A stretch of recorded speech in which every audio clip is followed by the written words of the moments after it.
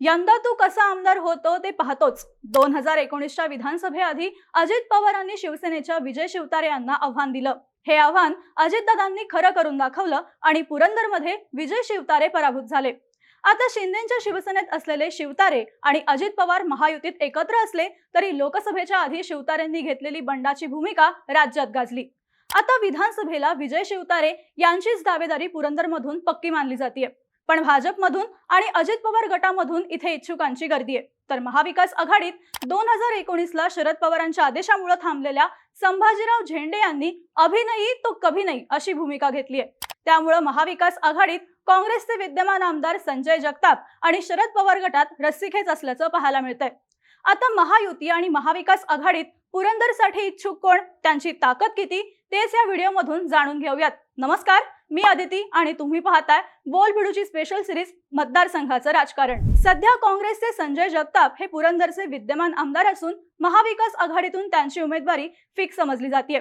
तर त्यांचे प्रतिस्पर्धी असलेले विजय शिवतारे हे शिवसेना शिंदे गटाकडून प्रबळ दावेदार समजले जातात। त्या दोघांनीही लोकसभेपासूनच विधानसभेची मतपेरणी सुरू केल्याचं बोललं जातं। मात्र या दोघांनाही आपापल्या गटातील इच्छुकांच्या बंडाला सामोरं जावं लागणार आहे। महाविकास आघाडीत काँग्रेसमधून दत्ता झुरंगे, शरद पवार गटाचे संभाजीराव झेंडे यांनी जोरदार तयारी सुरू केली आहे। तर ठाकरे गटाकडून शंकर नाना हरपाळे इच्छुक आहेत। महायुतीत पुरंदरसाठी भाजपकडूनही यंदा अनेक जण इच्छुक आहेत।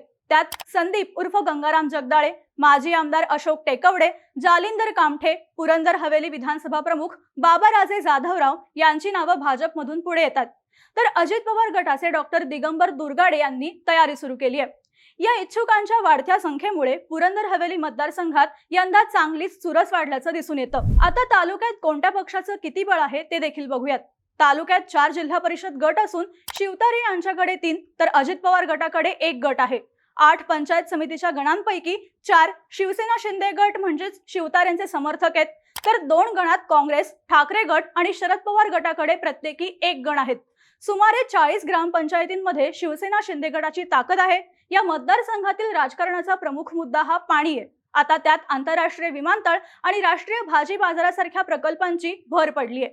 या रखडलेल्या प्रकल्पांसह विमानतळामुळे पुरंदरचे राजकीय वातावरण चांगलंच तापलंय। गेल्या वेळी विरोधात असलेले अजित पवार आणि विजय शिवतारे महायुती म्हणून एकत्र आहेत, तर एकत्र असलेले आमदार संजय जगताप आणि अजित पवार विरोधात आहेत। त्यामुळे या मतदारसंघातलं चित्र संपूर्णपणे बदललंय। विद्यमान आमदार संजय जगताप यांचा तालुक्यात सहकार, शिक्षण क्षेत्रात भरीव काम असल्यानं वाड्या वस्त्यांपर्यंत ते पोहोचलेत। जगताप यांचे सासवड, जेजुरी इथे मोठ्या शैक्षणिक संस्था, दूध संघ, बँकांचे जाळं पसरलेलं आहे। तालुक्यातील सासवड, जेजुरी या दोन्ही नगर परिषदांवर सध्या काँग्रेसचं वर्चस्व आहे। 2009ला अपक्ष तर 2014ला काँग्रेसच्या तिकिटावर लढलेले जगताप 2019 मध्ये विजयी झाले। त्यांची व्यक्तिगत ताकद 60 ते 70 हजारांपर्यंत असल्याचं स्थानिक पत्रकार सांगतात।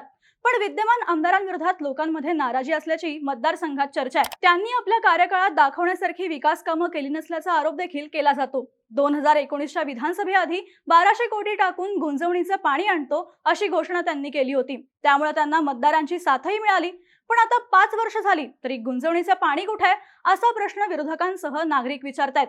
तसेच काही गटांना आमदार कायम हाताशी धरून इतरांकडे दुर्लक्ष करतात अशीही तक्रार काँग्रेसमधून करण्यात येते। त्यामुळे हे गट जगतापांवर नाराज आहेत। सर्वसामान्यांसाठी ते अवेलेबल होत नसल्याचं स्थानिकांचं म्हणणं आहे। आता इथे शरद पवार गटाचे संभाजीराव झेंडेही लढण्यासाठी जोरदार तयारी करतायत। त्यासाठी काही दिवसांपूर्वी पुरंदर हवेलीतील पक्षाच्या शिष्टमंडळानं शरद पवारांची भेट घेतली होती। खरं तर राष्ट्रवादीच्या स्थापनेनंतर 2004ला जेव्हा काँग्रेस राष्ट्रवादीनं निवडणूक लढली तेव्हा इथे राष्ट्रवादीचे अशोक टेकवडे आमदार झाले। 2009ला सुद्धा ही जागा राष्ट्रवादीला सुटल्यानंतर काँग्रेसमधून संजय जगतापांनी बंडखोरी केली। त्यामुळे मतविभाजनामुळे शिवसेनेचे विजय शिवतारे विजयी झाले। 2014ला काँग्रेस राष्ट्रवादी विरोधात लढल्यामुळे पुन्हा 2009 सारखीच परिस्थिती निर्माण होऊन शिवतारे आमदार झाले।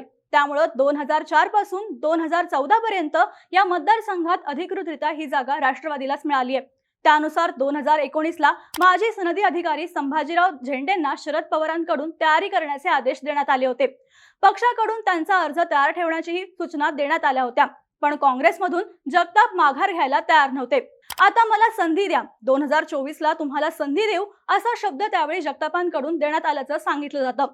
तिरंगी लढतीचा फायदा शिवतारेंना होत असल्यामुळे शरद पवारांनी त्यावेळी संभाजीराव झेंडे यांना थांबायला सांगितलं। पवारांचा आदेश मानून झेंडे यांनी 2019ला माघार घेतली, पण तेव्हापासून ते मतदारसंघात काम करत असल्याचं सांगितलं जातं। त्यामुळे यावेळी कोणत्याही परिस्थितीत निवडणूक लढण्याचा चंगच त्यांनी बांधलाय। किती दिवस दुसऱ्यांचा प्रचार करणार असा प्रश्न उपस्थित करून अभी नहीं तो कभी नहीं अशी भूमिका झेंडे यांनी घेतली आहे। सध्या झेंडे स्वतंत्रपणे प्रचार यंत्रणा राबवतात।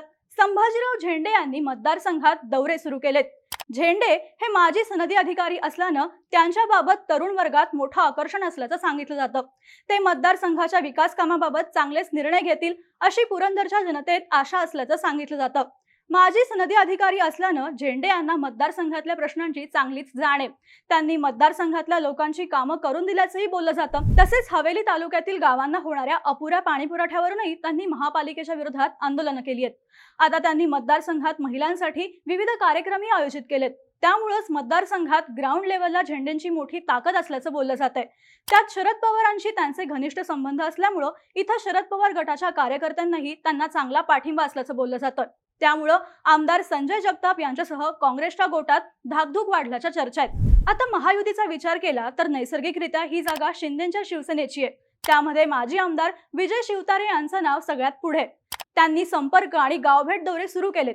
आमदार असतानाही त्यांनी तालुक्यातील पुरंदर उपसा सिंचन आणि गुंजवणीसाठी प्रयत्न केल्याचं बोललं जातं। 2019 मध्ये शिवतारेंनी शरद पवारांना टार्गेट केलं होतं। त्यावेळी अजित पवारांनी काँग्रेसचे संजय जगताप यांच्या मागे मोठी यंत्रणा उभी केली आणि त्यामुळे त्यांचा पराभव झाला। आता गेली 5 वर्ष शिवतारे विविध कारणांनी चर्चेत आलेत। शिवसेनेतील फुटीनंतर त्यांनी शिंदे गटात जाण्याचा निर्णय घेतला। महायुतीत असूनही 2019च्या पराभवाचे उट्टे काढण्यासाठी उपमुख्यमंत्री अजित पवारांविरोधात बंडाचं निशाण फडकवलं। त्यांना त्यांच्या समर्थकांसह बारामती लोकसभेतून प्रतिसाद मिळत असल्याची चर्चा होती। मात्र नंतर त्यांनी आपली तलवार म्यान केली। यातून शिवतारेंचा एक गट दुखावल्याची चर्चा आहे। तसेच आता मित्रपक्ष असलेल्या भाजप आणि अजित पवार गटातून अनेक जण इच्छुक आहेत। लोकसभेत घेतलेल्या आधीच्या भूमिकेला अजित पवार गटाकडून विधानसभेत हिशोब चुकता करण्याची शक्यता असल्याचंही आता बोललं जात आहे। आता भाजपकडून संदीप उर्फ गंगाराम जगदाळे हेही तयारी करताना दिसत आहेत। त्यांनी भाजपचे तालुका अध्यक्ष, जिल्हा परिषद सदस्य, कात्रज दूध संघाचे संचालक म्हणून काम केलंय। यासह त्यांची माजी आमदार दादा जाधवरावांचे समर्थक, मित्र म्हणूनही मतदारसंघात ओळख आहे। यातूनच त्यांनी पुरंदरमध्ये आपला मोठा जनसंपर्क निर्माण केलाय। तसंच पै पाहुण्यांच्या राजकारणातही ते स्ट्रॉंग असल्याचं म्हटलं जातं। दिवे गराडे हा जिल्हा परिषदेचा गट त्यांचा बालेकिल्ला मानला जातो। त्यामुळे पुरंदर तालुक्यात त्यांचं वैयक्तिक 40,000हून अधिक मतांचं पॉकेट असल्याचं स्थानिक पत्रकारांचं म्हणणं आहे। तर दुसरीकडे या मतदारसंघात हवेली तालुक्यातील शहरी भागाचाही सहभाग आहे। इथे भाजपच्या मतदारांचा आकडा मोठा असल्याचं म्हटलं जातं। आता जगदाळेंना भाजपचं चिन्ह मिळालं तर हवेलीतील शहरी भागातूनही त्यांना मदत होण्याची शक्यता आहे। त्यातूनच त्यांनी सध्या देवदर्शन, गणपती मंडळांना भेटींसह गाव दौरे केलेत। दरम्यान भाजपचं चिन्ह मिळालं नाही तर ते निवडणूक लढवण्यावर फेरविचार करण्याची देखील शक्यता आहे। पुरंदरमधून इच्छुकांची संख्या वाढली असली तरी त्यातील 4-5 उमेदवार रिंगणात राहण्याची शक्यता आहे। त्यातून या मतदारसंघात चौरंगी लढत होण्याची शक्यता स्थानिक पत्रकार वर्तवतात। असं झालं तर जगताप यांच्या अडचणी वाढणार असल्याचं सांगितलं जात आहे। त्यामुळे महाविकास आघाडीत जगतापांना पुन्हा संधी मिळणार की शरद पवार संभाजीराव झेंडेंना मैदानात उतरवणार? महायुतीत ही जागा शिंदेच्या शिवतारांना मिळणार की भाजपमुळे त्यांची वाट अवघड होणार हे पाहणं महत्त्वाचं असणार आहे। पुरंदर विधानसभा मतदारसंघाबद्दल तुम्हाला काय वाटतं? तुमच्या प्रतिक्रिया आम्हाला कमेंट करून नक्की सांगा आणि अशाच राजकीय घडामोडी विस्तारानं पाहण्यासाठी बोल भिडूच्या YouTube चॅनलला सबस्क्राईब करायला विसरू नका।